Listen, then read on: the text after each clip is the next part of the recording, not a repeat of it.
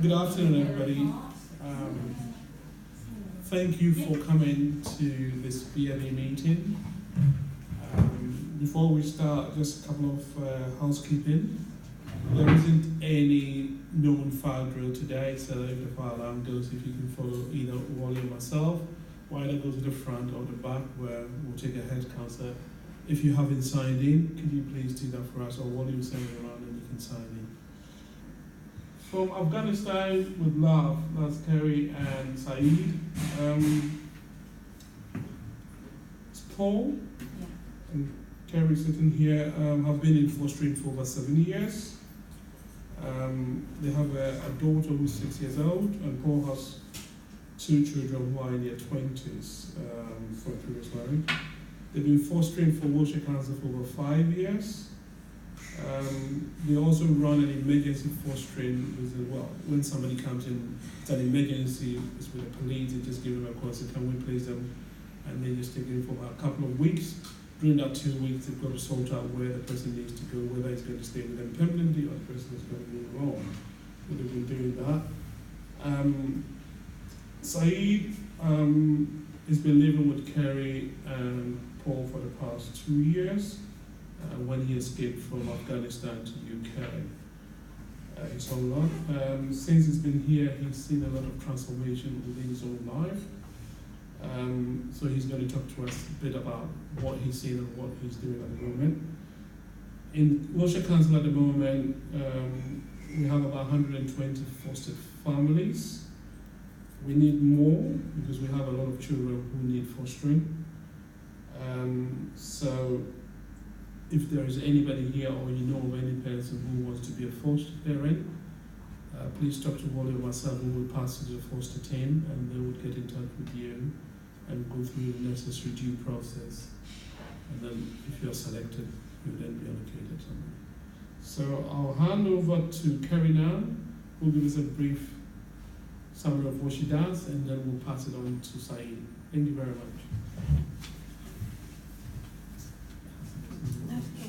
Good afternoon. Thanks for asking us to come, and thank you for coming and listening to our story this afternoon.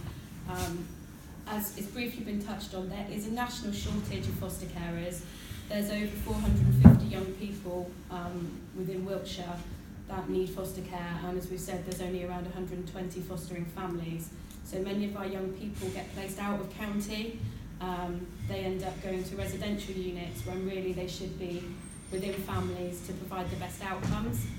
So my husband and I have been fostering for around 5 years with Wiltshire Council, and back in May 2016 we had a little boy who was moved on to adoption.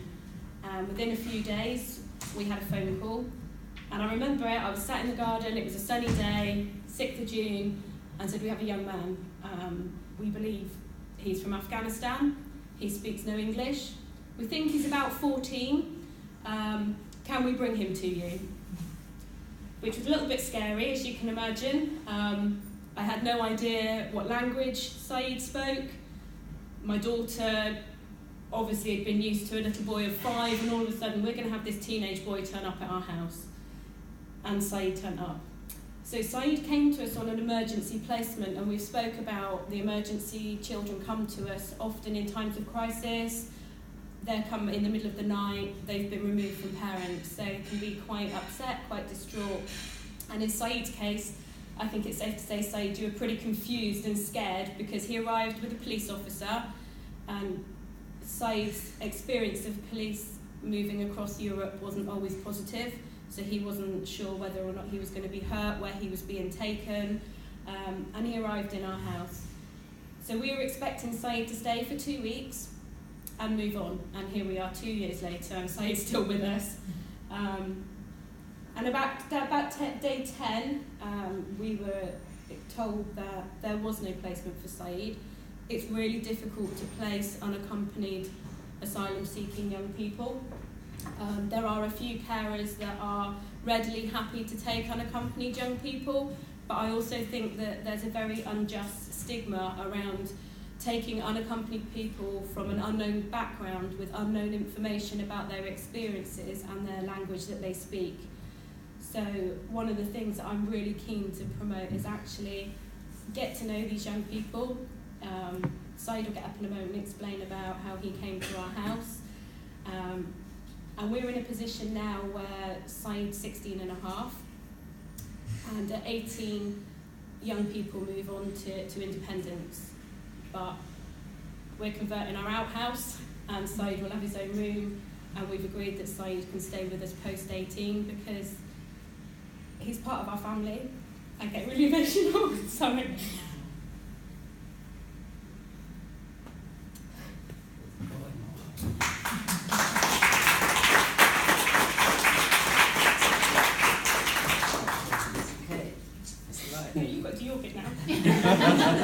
I do get emotional because when you take a young person into your home, especially with such an unknown background, and you give so much to them, Saeed came and sat and watched.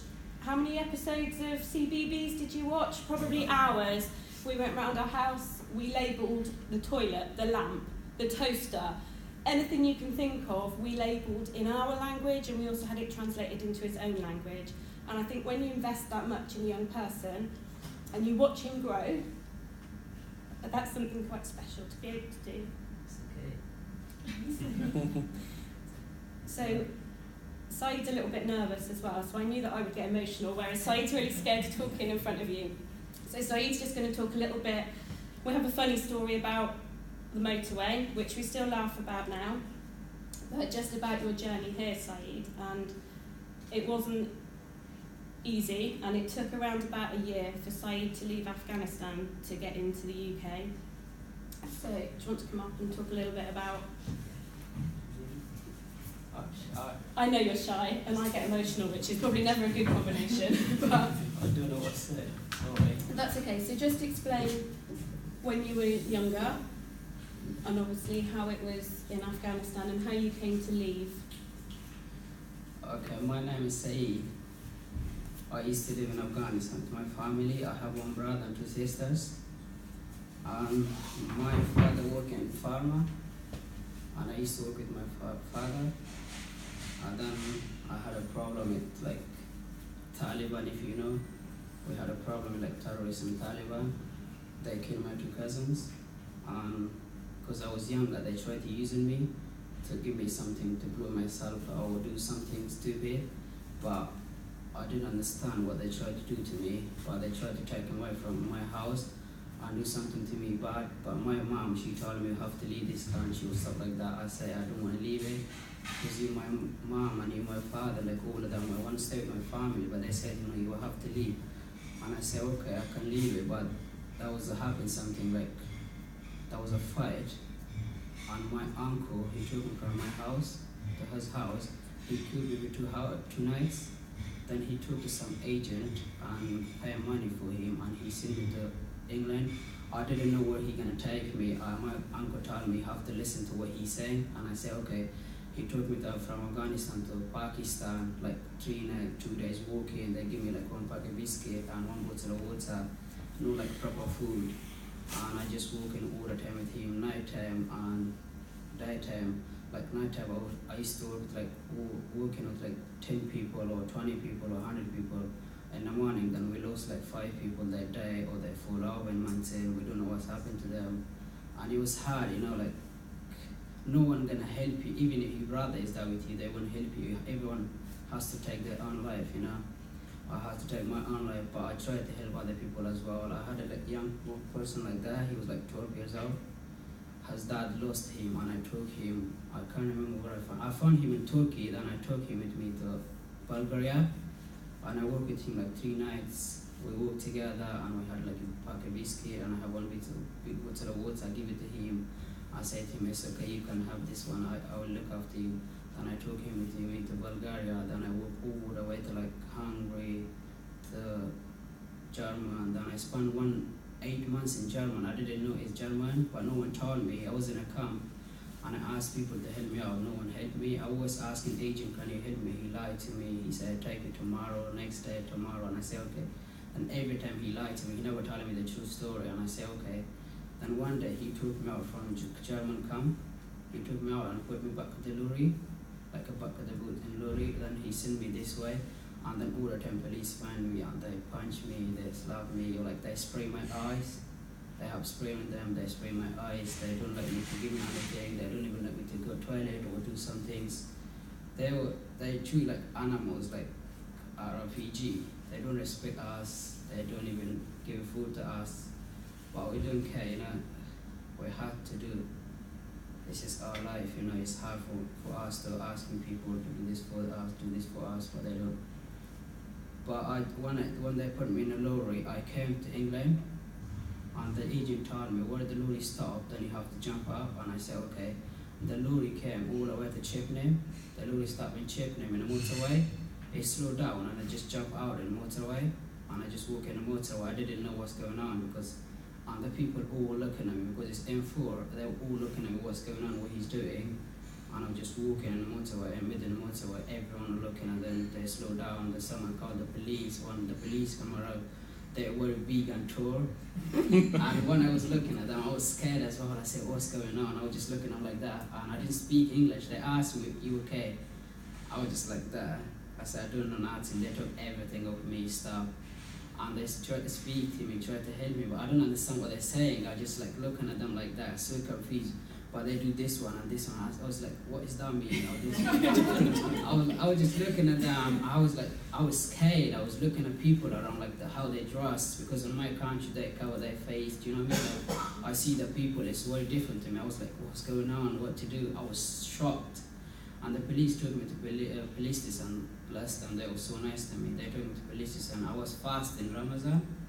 They asked me, do you want any food? I said, no, I'm okay. They asked me, come over, we'll make you food. I said, no, I'm okay. They took me to the doctor, bring the doctor, and they checked me if I'm okay. But I wasn't feeling good, you know. I was just, every time I fall, I was asleep everywhere. Because my head was nowhere good, because in France, the police sprayed me. They sprayed me, my head wasn't good. I was dizzy, I was full, I was everywhere. They took me to police station, they gave me food, but I didn't eat it. Took me to the doctor, they would try to help me a lot, so they were very nice. And then after that, they told me you have to stay here like for 3 days. I said, I can't, I get bored. Because they bring me interpreter, I said, I can't stay here, I get bored. They said, no, you have to stay there, and I said, I can't. They said, okay, we bring some interpreter. When they bring interpreter told me you have to stay here like 24 hours. I said, I can't, because I get bored. And they said, okay.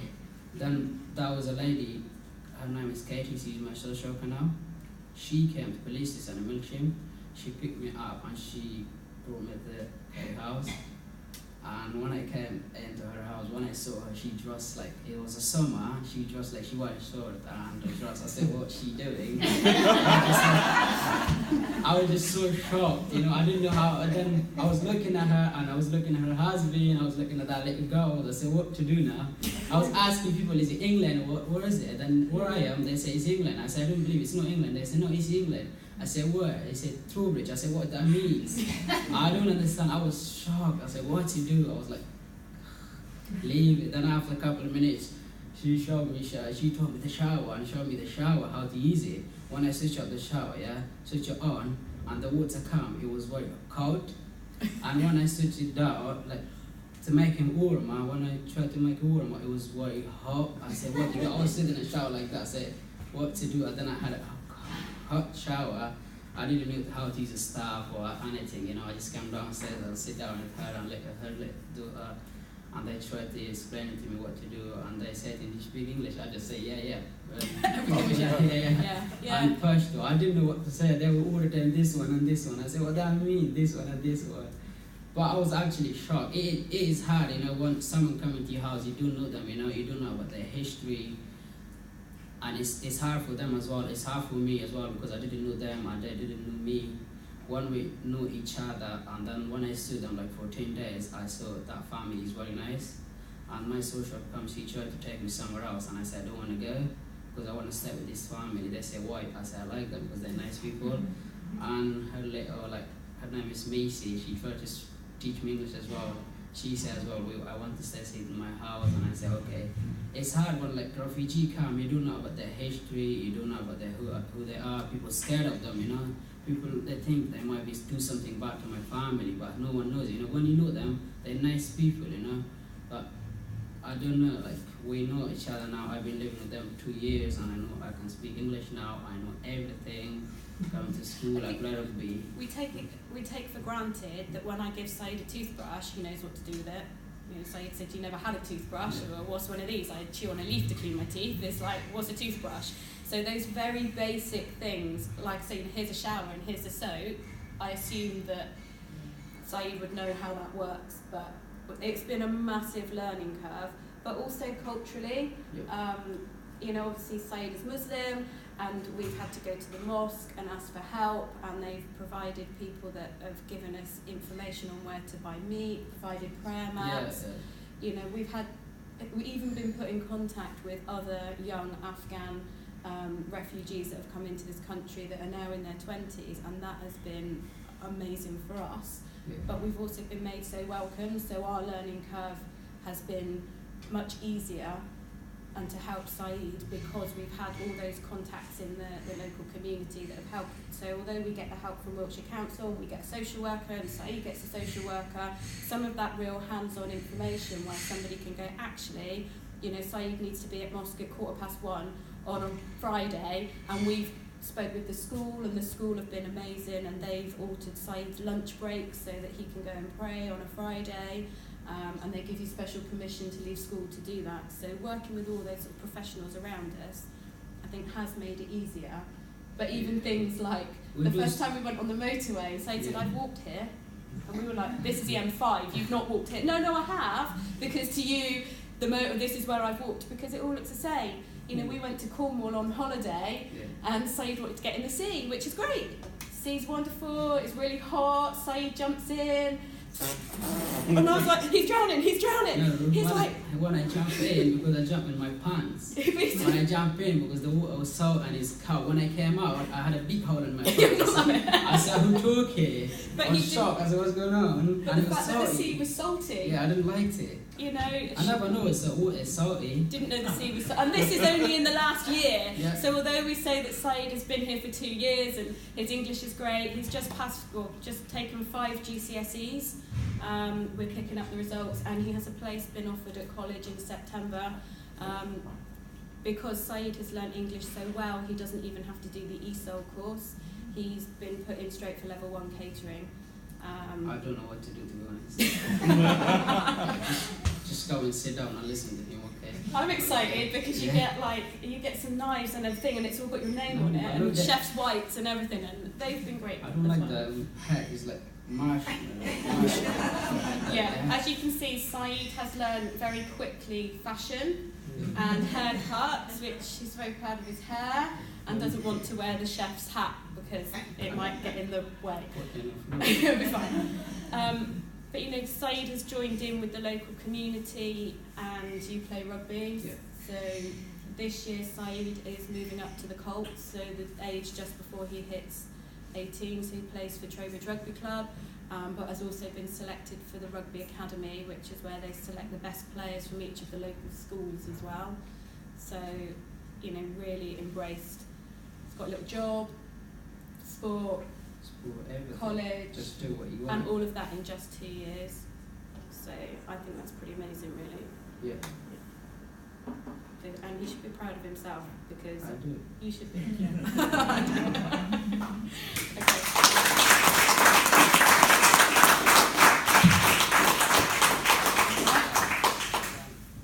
Thank you, Kerry. Thank you, Saeed. Okay, thank you. I mean, I echo what Saeed is doing, because I worked, as part of my role, worked in Liberia straight after the war, which was very harrowing, especially seeing a lot of people made homeless in Liberia and Sierra Leone wasn't something that you would ever think of unless you actually witness it. I was only there for 3 years working, and that 3 years is something that sometimes you wake up in the morning thinking, how did I get through that 3 years? Because it wasn't easy. Sometimes I have nightmares, but it's something like the world. But you know, we've got to live with it, and we've got to try and appreciate people like Saeed who come in from somewhere else or from another part of the world with nothing in their hand, no bags, nothing, and they don't speak their language. We've got to try and appreciate what they've been through to get where they are, and I'll give them all the support that they need. If not, they would not be able to survive it. It's very important. So, thanks for coming and thanks for sharing your experience with us.